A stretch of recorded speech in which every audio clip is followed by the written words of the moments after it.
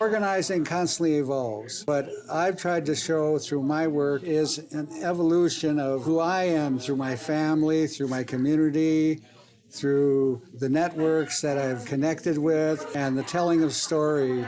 And we have to follow and understand our own story, because to me, that's where it all starts.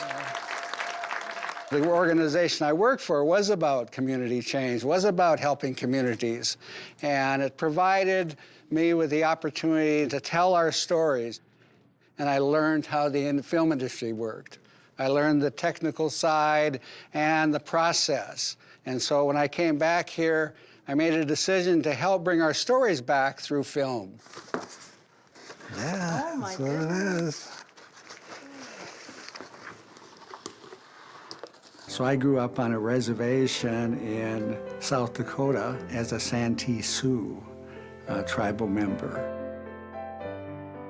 Anytime I thought about what had happened to my parents and my grandparents and the history of being exiled, and the history of living on reservations, that made me angry. And it made me angry for them, and it made me want to make it a different place for me and my family. So as a result, I felt I needed to do something different, and my family needed to sort of break out of which I felt was a very controlled community, and felt I needed to understand how the system worked, and then be able to work the system and organize with, for, and against the system as a more controlling our own lives, our own stories, our own destinies.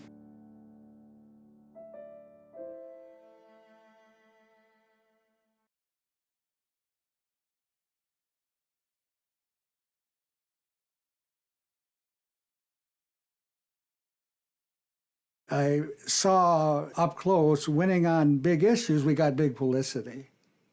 But that big publicity didn't guarantee us the next step.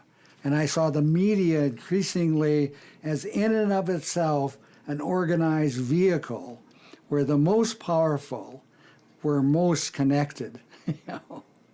And so I realized that we had to do more in that area. I had to learn traditional media and learn new media simultaneously. The original inhabitants have no television network at that time. But unlike other populations, we have almost no control over how we are portrayed. Our stories are essentially censored because they're absent. The systems we have take away who we are. You know, as a result of taking away who we are, we're always disempowered. And so I got into challenging the major networks in Los Angeles, organizing meetings, and eventually we got response and we got opportunity to put together our own training program. Enter Native Media and Technology Network, or N-Mountain. It was focused on working with Native American people in cities and on reservations. So it was trying to bring together every city in the United States that had an Indian population and to try to create a movement, first of all. So people look at us and say, you're working with Native Americans like we're one group of people. We're 400 tribes, we're 400 nations, some of the most complex organizing on the earth. And the challenge of that is immense. So what we do is tremendous learning for others, and particularly in this country, how the Native American community goes everybody else. We're human beings.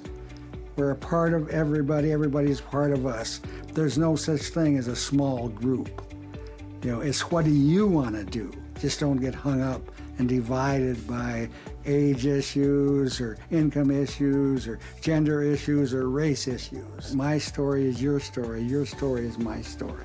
It needs to be told, it needs to be retold because some people haven't heard it. We need to tell it in different, more interesting ways because other people will better understand it. So it's like organizing, you have to stay at it. And as you stay at it, hopefully you get better at it.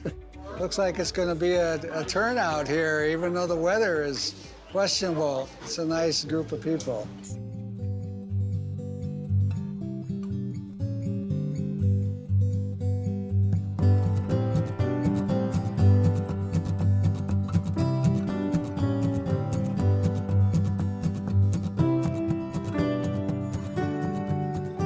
I have the only grandchildren in my family. I have 11 of them. You know? I think as you get older, hopefully if you get wiser, you realize that they watch everything you do. They hear everything you say. Makes a cameo appearance in the film. The best thing we can be is an example. And if we're an organizer, the best thing we can be is an organizing example for others. That, to me, is where organizing has to go, where the stories are.